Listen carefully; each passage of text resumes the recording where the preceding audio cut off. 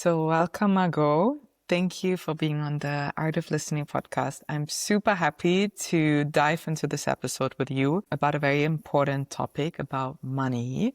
And I really love your devotion to money, your knowledge, and you're also the founder of the Juno app, which is a financial education app for women. And I've done your money school course and I'm super grateful to have you on. So if you can give yourself a small introduction for everyone who doesn't know you. Yeah. Amazing. Thank you, Marina. Yeah, I love that word you use, devotion, because I feel like that's a big pillar in my work. So I'm Margot. I am the founder of Juno, like you mentioned. So it's an app that is like the Duolingo of money. So we've helped over 250,000 women to learn how to reach their financial goals. And that's really what I started with, is teaching people how to invest in the stock market, how to get a mortgage, how to budget, how to do their taxes, how to manage their money as a freelancer, like all the stuff that we were just never taught as a kid and somehow just expected to know. And over the last years, the more I've deepened my own path into spirituality, into more sort of soul-centered living, I've really found my passion to be bridging both, because I feel like often the world of money is one that is seen as just purely transactional, quite extractive, that a lot of us who care deeply about the world don't resonate with. And how do we combine both? How do we make money an expression of our deepest values? How do we make money an expression of love and of what we care about?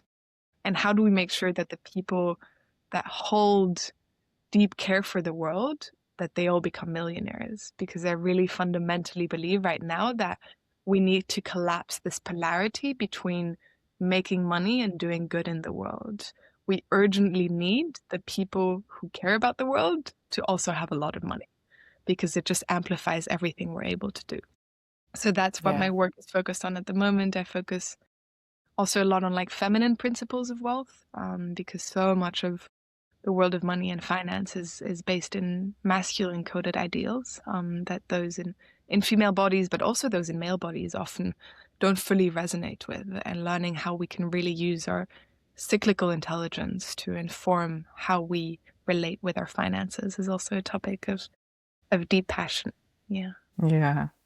Yeah, I really love the work that you do, and you already brought up so much because I feel this is, and I think that's good to reframe it, because sometimes I have the feeling it's either or, like either you're spiritual or you're successful. And I mean, everything comes down to the beliefs that we hold, but really shifting the narrative of, making money in service of what's in your heart. And I know that's really part of the work and the sharing that you do as well. Maybe you could dive a little bit deeper into that and also connect it to your personal path, how you really make money, that it's in service of your heart's desire. Yeah, totally. So I think the biggest misconception here that a lot of people have, and that also comes from religion and the ways we've been brought up, is this idea that money is the root of all evil. So that money is the reason for the harm that we're seeing being done in the name of money right now. So I think what I really want to separate is money is just an amplifier for what lives at the core of your intention. So if your intention is selfishness, is greed, then yeah, money will amplify that and will cause a lot of harm, because then if you have more resources, whatever you hold will be times 10, times a million. But it's not because of money. Money is just the amplifier. Money is a currency, it's a current. And so for me, it's really helpful to think of it in that way as well. It's like a current of water that's meant to flow and distribute the resources and really to seed fertility and nourishment. Like that's for me the images that come back up the strongest. And that's what the source of money also was originally. In ancient Egypt, for example, how money came into circulation is every year the Nile overflows, and that decides on how much is going to be harvested that year. And so what they did is the years where they could predict that there was going to be a really good harvest because the Nile had very high levels, they put money into circulation so that it was an expression of that abundance from the earth. And that's where money was from initially. So I feel like reconnecting to that sacred purpose of money, of that distribution, of the abundance that is naturally present in the natural world.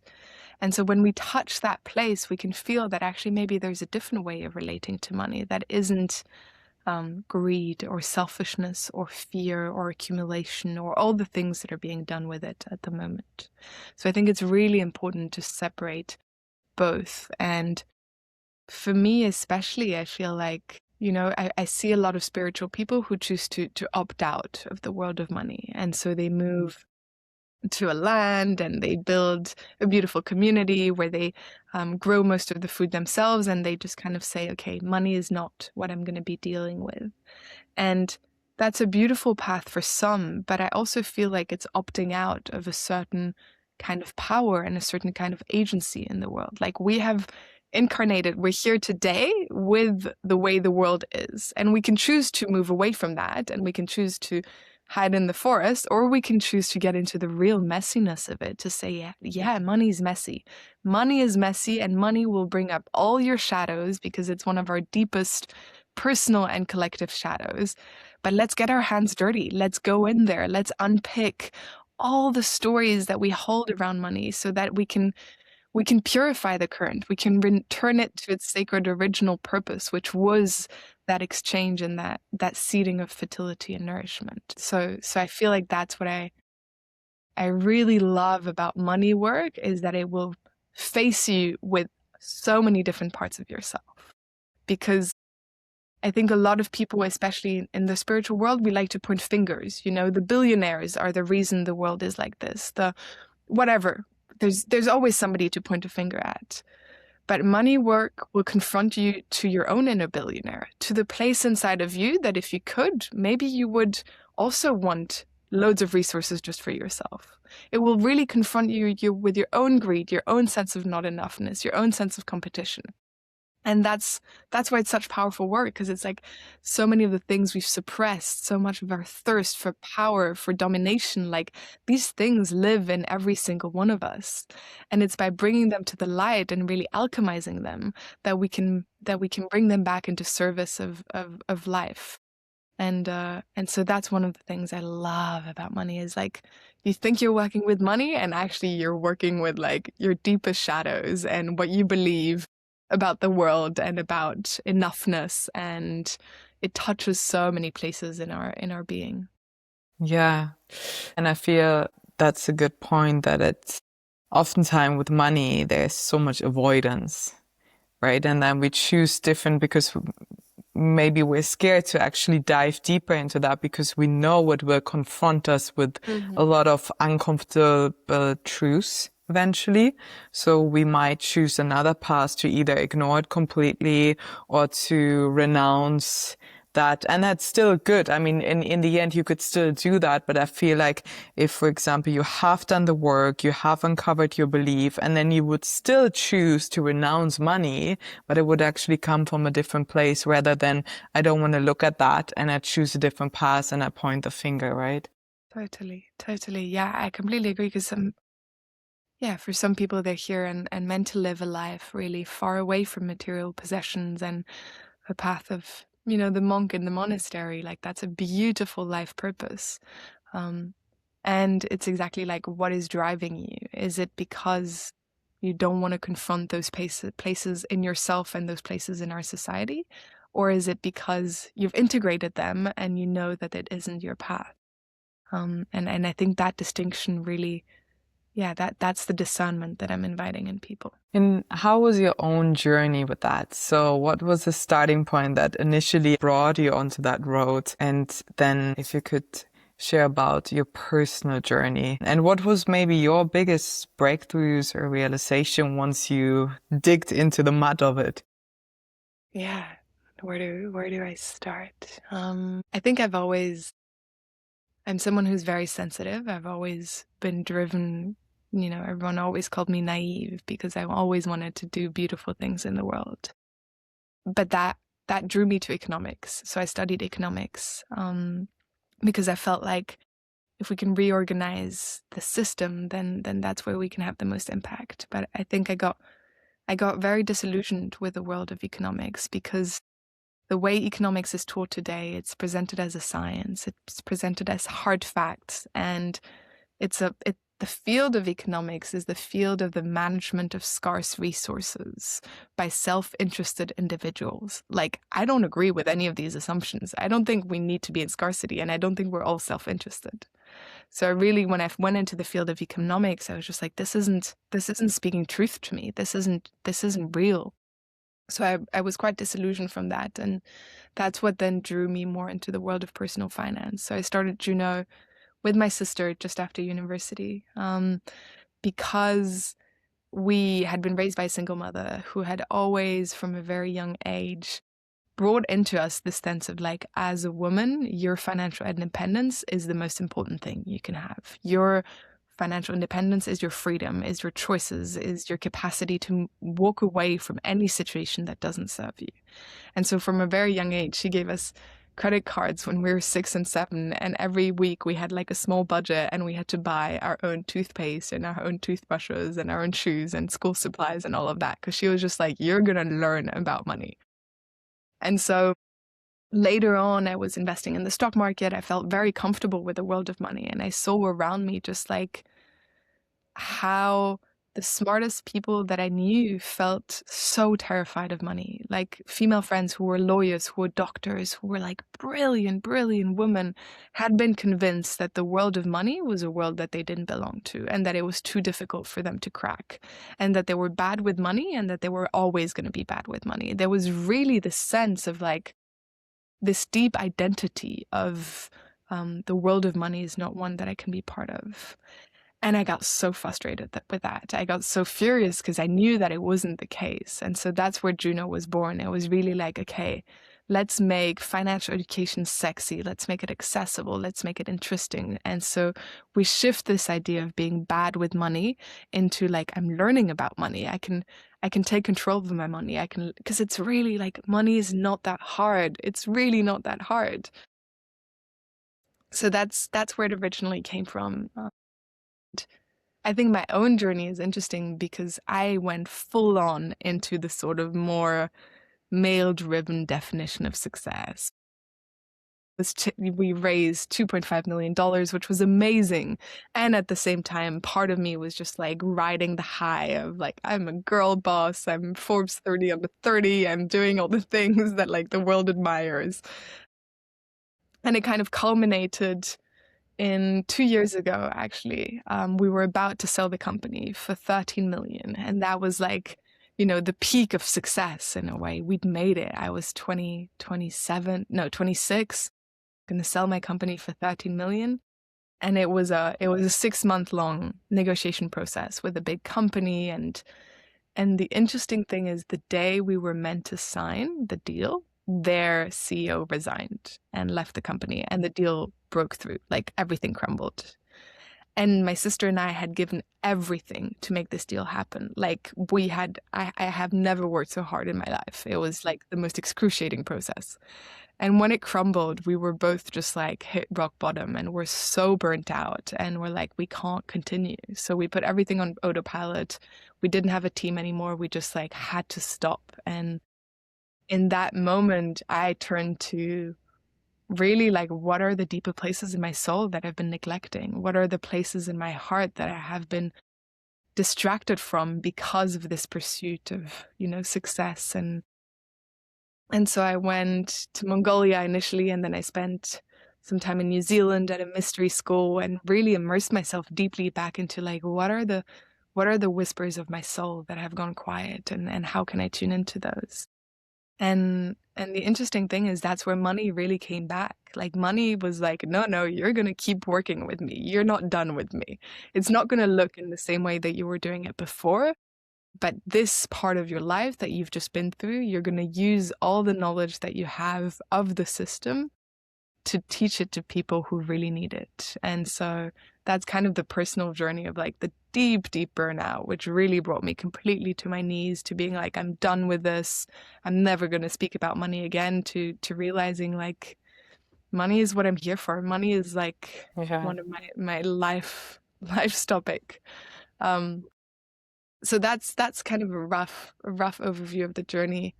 I'd say one of my biggest breakthroughs, and it's a topic I've been thinking about recently as well, is around those in female bodies, the overlap between our relationship to food and our relationship to money. And it's such a, like, for me, when I stopped, I was dieting for like 15 years of my life, constantly in cycles of restriction around my body, constantly wanting to be skinnier and smaller. And I dropped that in that moment of burnout. I was like, I'm done. You know what? I'm going to refeed myself. I'm going to learn to trust my body's longings. And if that means taking up a bit more space, so be it. But I'm done starving myself. And the powerful, like, it was so powerful to feel like as I started increasing my capacity in my body to trust nourishment and to trust sustenance, my relationship with money completely changed. And I felt like even today, like my capacity for life, for wealth is so much bigger than when I was in a small body, constantly in restriction and deprivation. And I feel like that's one of the ways women are kept small physically, but also like it ripples out into energetically what we're able to hold. Because if you're starving yourself, then like, how can you attract and how can you hold more money? Because there's just such a deep imprint of scarcity in the body. So that's one of the pieces that's been also transformative for me. Yeah, thank you for sharing that. That's a really good point. I think for me it was also an eye opener when you've mentioned, but you had another woman coming on Yeah. in the money school about the Mm. relationship of food and money. I did have my own struggles with the food, and I think so many women can relate to that as well. The Yeah. constant pursuit of the perfect body, and you're Mm. actually in a constant state of tension as well Yeah. Yeah. because you're not fully free. And what you said, that taking up the space and allowing yourself the nourishment, but also to experience the pleasure in life. Mm. And I Yeah. find it so interesting, Yeah. the connection of that. So that's an interesting topic to dive just a little bit deeper. Totally. Yeah. Yeah. Thank you for sharing that. There's so many, I think fundamentally money, our relationship to money is our relationship to matter. And what I mean with matter, it's our relationship to the earth, it's our relationship to our bodies, it's our relationship to nourishment. Like all of these are deeply, deeply linked. And what I think is interesting is like we're so deeply taught to mistrust our desires and to mistrust what we long for. So it's like you don't eat what your body is telling you to eat. You eat based on a diet, based on a meal plan. It's a total disconnect actually from like, I'm craving a cookie and I'm going to trust that, you know, on the simplest level. And I'm going to enjoy and really indulge in the pleasure of eating the cookie because I know that my pleasure is a measure of my freedom. My pleasure is my, you know, my capacity for life. And what I see a lot in how, you know, we try so hard. That's the other thing. Like the women around me, everyone is trying so hard. Like dieting is so much work. It's constant. Like you said, like that tension, that inner tension. I remember when I was in the thralls of it, like I'd wake up thinking about when I was going to go to the gym, what I was going to eat, like, it's like this constant energy drain. And I feel like that's how a lot of people relate with money as well. It's like, you know, counting every penny. I'm not going to spend on this. I'm not going to spend on that. Really, this deep place of restriction. And I feel like for me, that's one of the most eye-opening things is like, you cannot restrict your way to abundance. Just like you cannot hate your body to a place of self-love. Like hating and dieting and just like wishing your body was different, hoping that you will get to the point at one point where you love your body once it's small enough, it's never going to happen. And it's the same with money. Like the more you restrict, the more you're in scarcity. You're not going to suddenly hit the point where you're in abundance. Even if you have more in savings, even if you reach a financial goal, it will always be in that place of like inner war with yourself, always in that place of inner scarcity. And that's why so many people struggle to find the sense of enoughness. Like it's never enough if the place from which you're coming is restricting your desires. It doesn't work like that. So for me, the antidote to all of this is pleasure and is our aliveness. And I really say, like, I think the most revolutionary thing for women is to follow their deep, full body yes. And also with money. So if you really make your pleasure a barometer in how you use your money, everything's going to change. Because when you spend on things that actually nourish you, you're going to do it without guilt. Just like enjoying the cookie, you're going to enjoy the facial, you're going to enjoy the candle, the bouquet of flowers, whatever it is, but you're not going to feel guilty. You're actually going to trust that you deserve to feel good and to receive this. And also, if you're tuned to your pleasure, emotional spending, the spending that we're doing to numb ourselves because we're bored, because we're hoping that a purchase is going to temporarily make us feel better about ourselves, or because we're buying into the belief that consumerism is going to fix us, all of that falls away if we're deeply anchored in our pleasure, because we're not satisfied anymore with the half-hearted life. Like, once you taste pleasure in your body and in your bones, you're not going to settle anymore on like the shitty little online shopping experience that's the source of dopamine. Like, you know that so much more is available to you. And so what I see with women when they really start attuning to their pleasure, they spend a lot less, they save a lot more, they invest more in the projects they care about, but it comes from a place of yes and not from a place of restriction.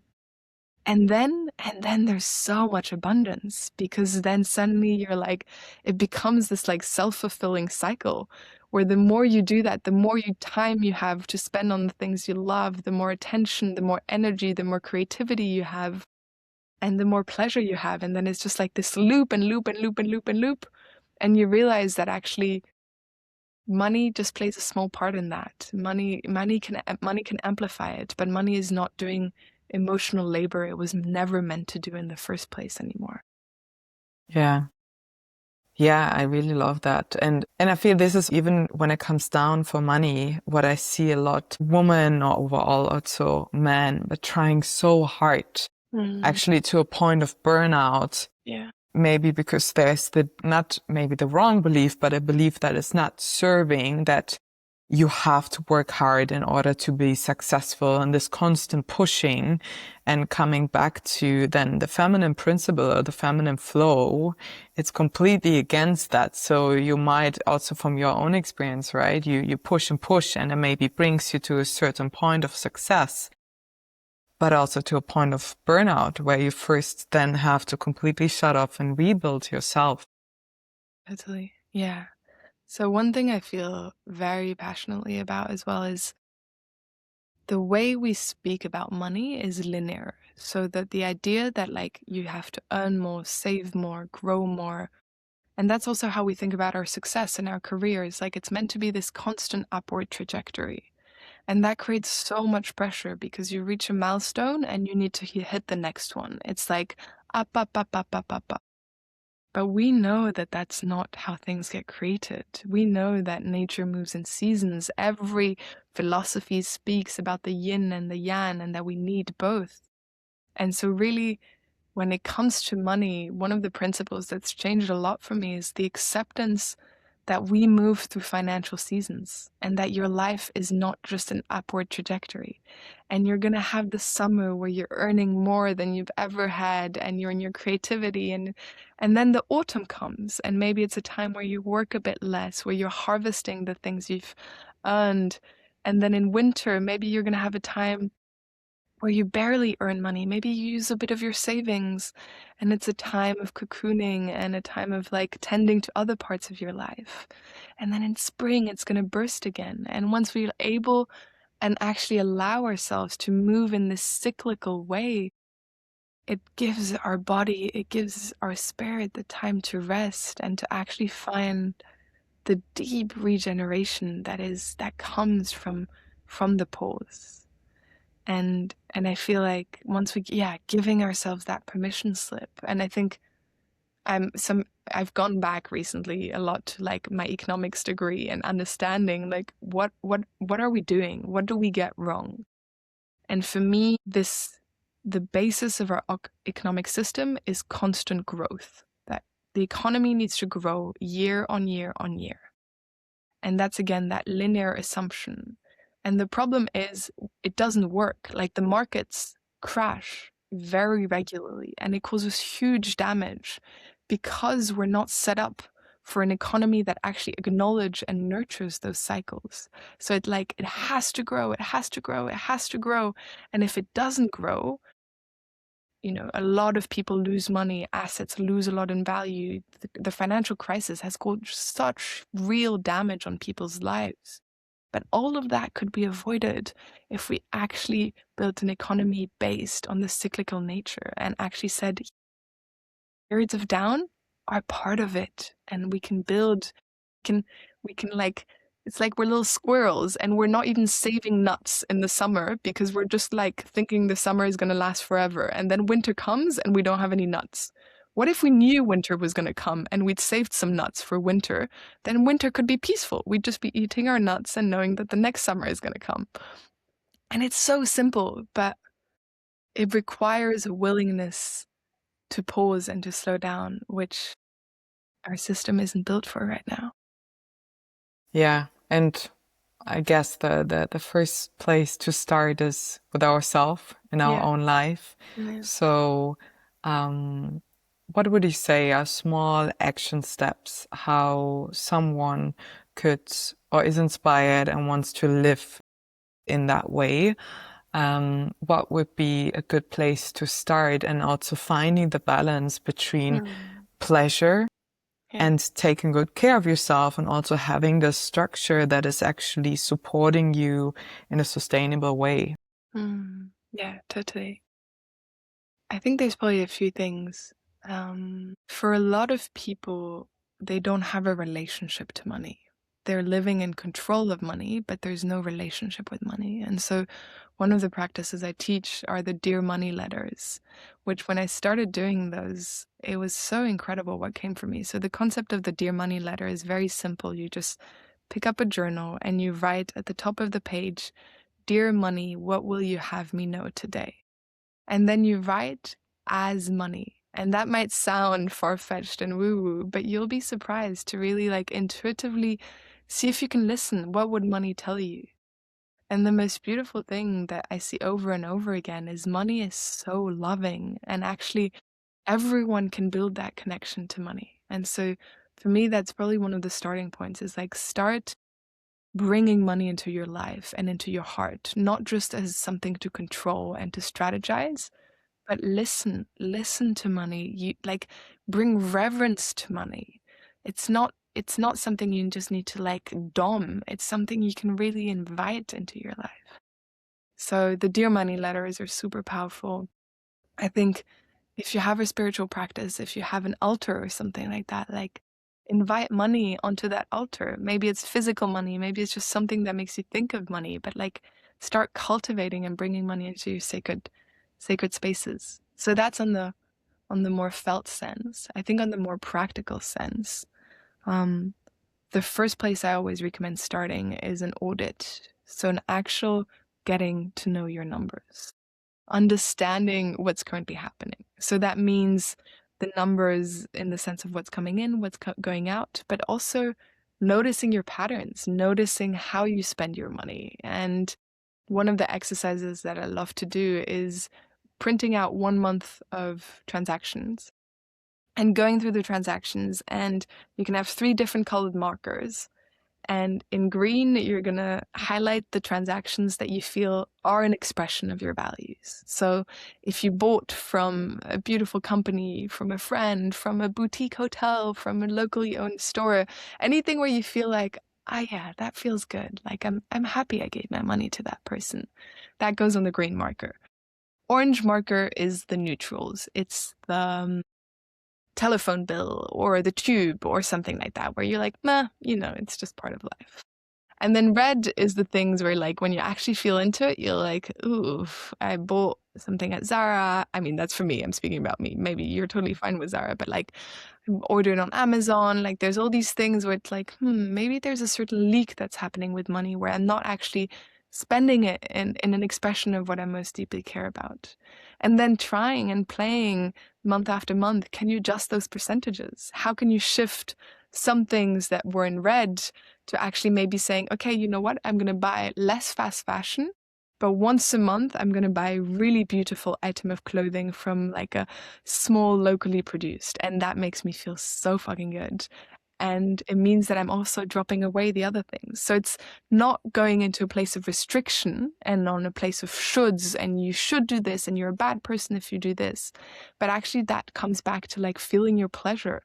Notice how you feel after you bought the pants at Zara versus notice how you feel after you bought the crafts coat. Like you'll feel so different. So follow that pleasure, follow that yes. That's probably another good place to start. Yeah. Yeah. Yeah, and so much what it comes down to with money is often the shame and the guilt. Right? Even spending on if someone, for example, has quote unquote bad spending habits, but it's usually that there is a sense of shame and guilt. And I guess that's first to transform it. And I also know that right, money and shame and guilt is so deeply stored in our body. So going into these places and allow ourselves to release and soothe all the feelings that come up with money. Yeah, totally. Yeah, I'm glad you're bringing in that somatic practice because like money doesn't just live in the mind. Money lives deeply in the body. Like our fear of survival is in our base. It's in like, that's where it lives. And that will keep getting activated unless we work with those places. So in money school, what we do is also like an emotional release practice around money. So learning the tools, how can you move the fear, the anxiety, the activation that happens in your body? How can you move it so that it doesn't contract, so that it doesn't get stored? And it's something I love to do for me in how I relate with money every day. Like I had a big invoice to pay a few days ago, or even worse, I was looking at my crypto portfolio, which is just like terrible right now. And I felt myself getting quite like scared and worked up and like contraction in my body and fear and going into stories and then just taking that and really moving it and really like going into those base places that are scared of survival. And for me, that looks like loud music, trembling, shaking, like really letting it move from the body so that I can go underneath and I'm not staying in like the emotional looping in the body, but you can touch the place underneath and you can feel, what does that place need? Okay, I'm scared for my safety. Is it true? Am I really, in danger for my safety? It's like, no, this is a story. Like, it's not because my crypto portfolio has gone down 30% that I'm not safe anymore, but it's touching that place. How can I make that place feel more safe? Okay, so maybe it's about nurturing my relationships with the people around me. That's actually what I most deeply need right now. And so it's understanding how money is so deeply connected to our bodies and how often we project onto money things that aren't about money, that are just about our needs as a human being. And when we can claim those back from money, then we can also start healing them at their root so that they don't keep getting activated each time the crypto portfolio drops by 30%. Yeah. Yeah. Giving yourself the space to feel everything that comes up with that. And that in the end will also give you deeper sense of empowerment. Same with money. I think it's a good to reflect of where we're giving our power away, which I feel often happens with money. That's why I'm so happy that we're having this conversation. And I love everything that you share and the points that you bring in to reframe that and actually also reclaim your power over this, like, because I sometimes have the feeling with money, it's people don't really talk about it, but everyone is sometimes like this black cloud that everyone has above them. Maybe not everyone, but it's always there, but it's not really in conversation. I feel it comes more and more in different cultures also. Yeah. I mean, I'm German. I feel it's not really a thing that you talk about your finances so often. Yeah. Yeah. Totally. Money, sex, and power are like the three topics that for me I get so excited by because they're so deeply in the shadow and they're so deeply linked. It's like just like sex, like it's a thing no one's speaking about, but everyone's doing and everyone's thinking about. And it's just like creeping in the little shadows of our unconscious and really dictating life from there. You mentioned shame earlier, and that's one of the things about shame. Shame thrives on secrecy. So shame gets 10 times stronger when we isolate in it. The best way to fight against shame is to speak to other people around it, about it. And that's why I love bringing, like, there's nothing I love more than a group of women who are speaking about money together, because the most reassuring thing to hear is me too. Like, yeah, I also struggle with that.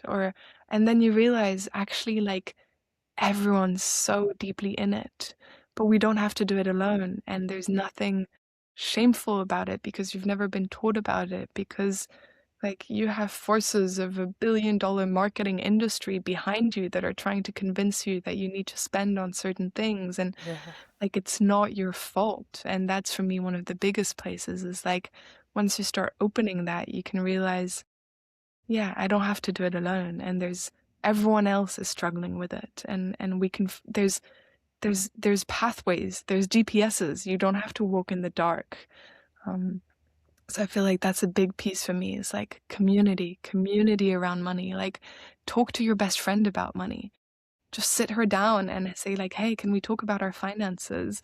Talk to your friend who always goes on very expensive holidays that you see on Instagram. Like, hey, can you tell me about money? Like, how do you manage your money? Maybe you'll realize she's actually deep in credit card debt and your whole comparison was based on like, but the moment you don't talk about it, you won't know these things. Or maybe she can teach you something. Maybe she's just negotiated her salary and she'll prep you for your next salary negotiation. But we can only do those things if we're willing to break that barrier of saying like, yeah, let's talk about it. Yeah, and it's and ask for more. I know you shared a very important point that oftentimes as women we hold ourselves back and we don't really ask for a pay raise. And not just for money, but overall I feel as women coming back to allowing ourselves to ask for more, and it's okay. We don't have to be, it's fine, it's okay. Because that's oftentimes what's happening, right? Totally. Yeah.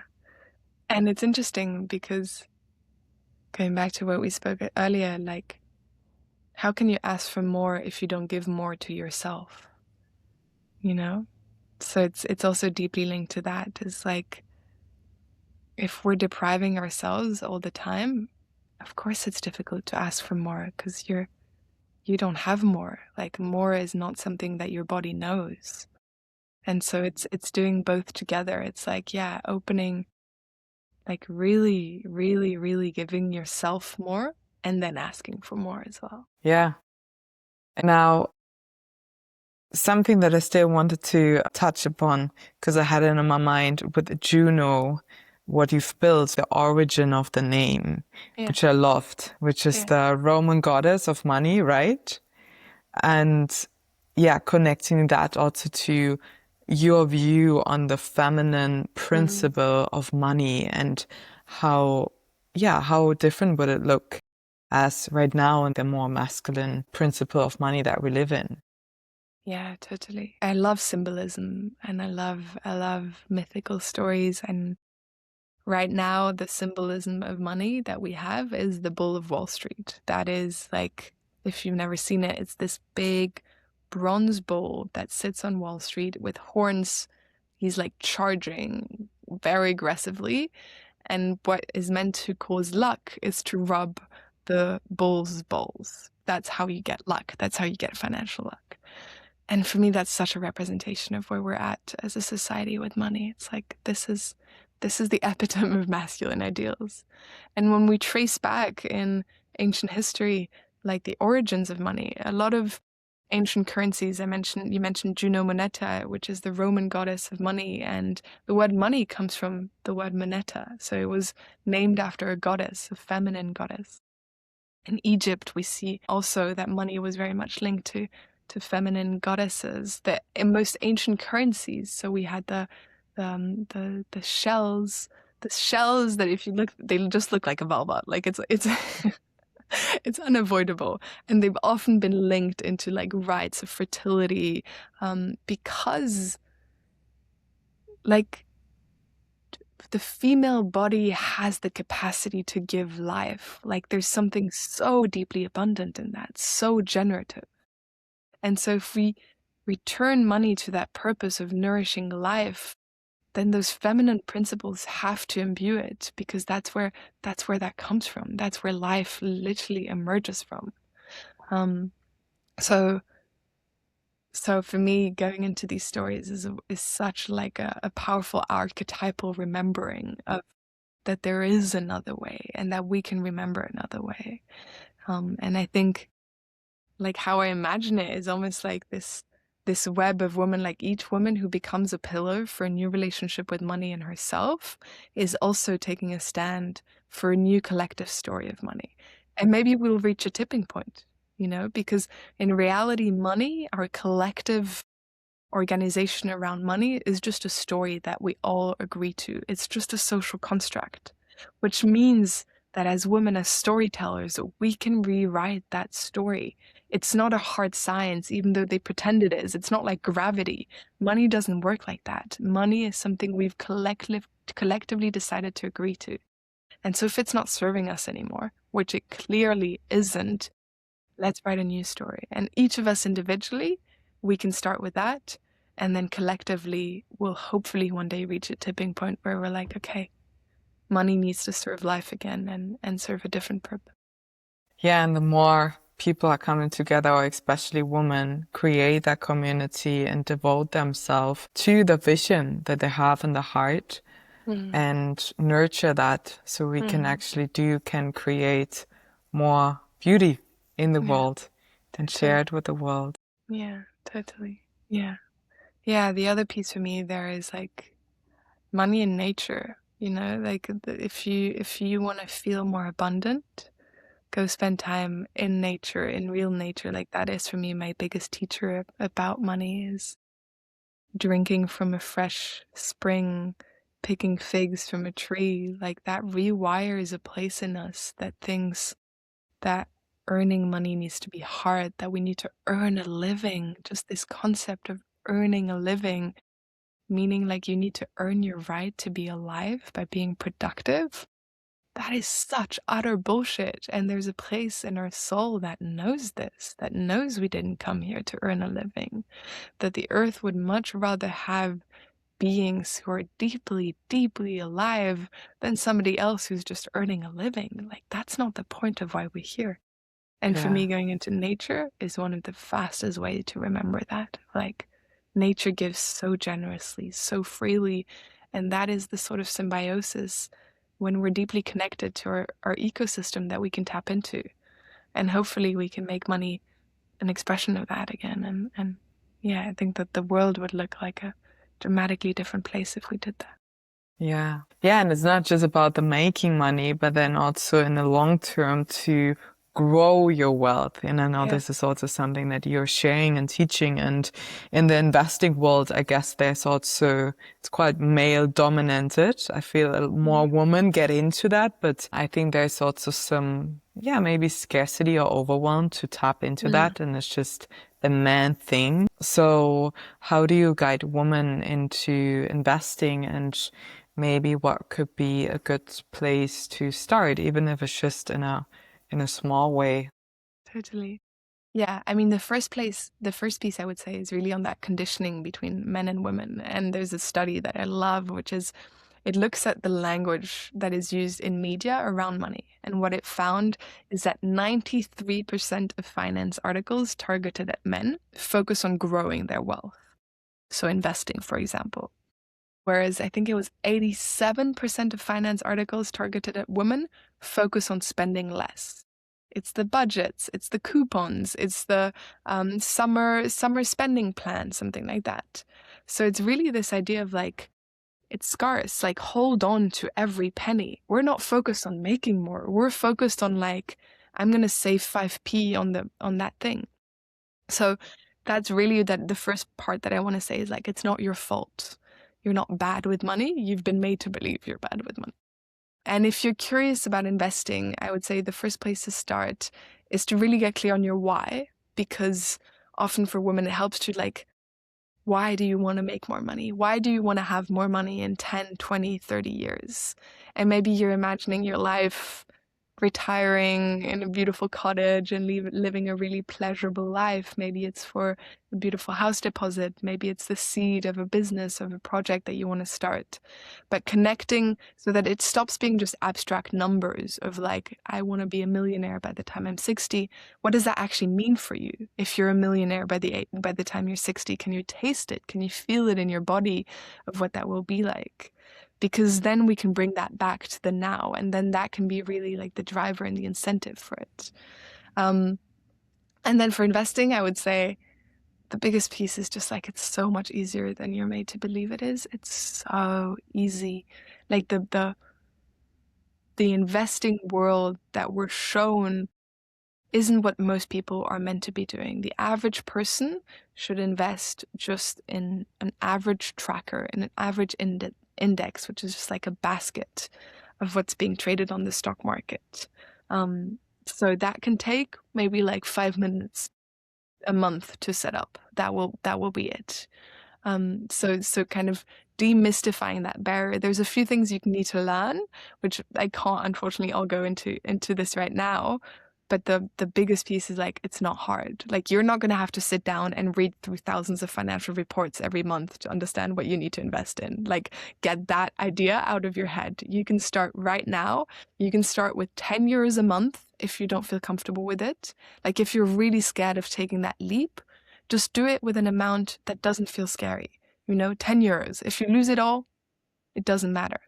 But then you'll start to rewire that place inside yourself that doesn't see herself as an investor, because you'll see, the next day I gained 2 cents. Oh, this is interesting. And then you start like becoming familiar with it and realizing it isn't as difficult as it was made out to be. So start small, start early, and be very diversified. And there's a few golden rules you need to learn, but in a matter of a few hours, you can have your money going in the stock. Yeah. And that's a great thing nowadays, that you could basically learn everything online. Yeah. Or even that the app that you've created, right? Yeah. It's just taking a crash course and investing 10 minutes a day to just learn about it, but then actually do it as well. Yeah, exactly. Yeah. Yeah. And what would be, I mean, in the current state of the world, I know it's quite a big and vast topic, but this will also, does already, will influence money, and no one can really predict what will come. But what is maybe your feeling? Because I know you were diving also a post that you shared into different things, looking at what is currently happening in the world, and how, will that impact money? Yeah, totally. It's so hard to predict, but there's just a few things we can do to protect ourselves as much as we possibly can. So right now is a time to be a bit more conservative with your money than more risky. So what I would say is, don't underestimate cash. Like, in the recent years, because there was such high inflation and because the stock market was booming, everyone was saying you need to invest all of your money, because your money that was sitting in a savings account was losing value because of inflation. And so people were like, you need to invest, you need to invest, you need to invest, which is true, but don't frown onto cash, basically. If you look at Warren Buffett, who's one of the most famous investors of all time, he is currently holding records level of cash. I think it's 390 billion Berkshire Hathaway is holding in cash, because he's looking at the world and he's like, nope, it's too risky, it's too expensive right now. I'm going to wait. I'm going to keep my cash. And I'm going to wait until things settle, until prices go down again, until a recession happens, and then I'll buy the things. So I would really say cash is not wasted. Put your cash in a high interest savings account. So at the time of speaking, my account currently earns me 4.5%, which is not nothing. That's guaranteed as long as they don't change the interest rate. So don't just have it sitting in like your current account, because then you're missing out on potential gains. Find the best account and make sure you have good cash savings, and really only invest money that you're not going to need. Usually we say 3 to 5 years. I would say right now, probably 5 to 8 years. So that you have a long-term time horizon, so that if it gets bumpy, which it already is. You have time to write that out. You have time to wait, and maybe it'll drop for a while, but you won't need that money right away because you only lose money you've invested if you take it out. If you leave it in, it's very scary to see it going down on your app, but actually you haven't actualized the losses because you still own the same number of shares. So if you had 5 shares of Apple, their value might have decreased, but you still have 5 shares of Apple. So if in 3 years' time Apple start going back up again, your 5 shares can increase in value again. And that means you haven't actually actualized the losses. You didn't lose money. It was just on paper. Because if you wait and then it's back up, well, then you've actually made money. So the problem is if people panic when things go down and they sell, because that's when you actually bought the 5 shares at $10 and now you're selling them for $5. You've lost $5 per share. There's nothing to be done about it. You're out. Whereas if you hold on to it, then you can ride it back up on the other side. And that means, yeah, don't panic and have a long enough time horizon so you don't actually need the money in 2 years' time if it's down. Yeah. Coming back to the nervous system, tending to it.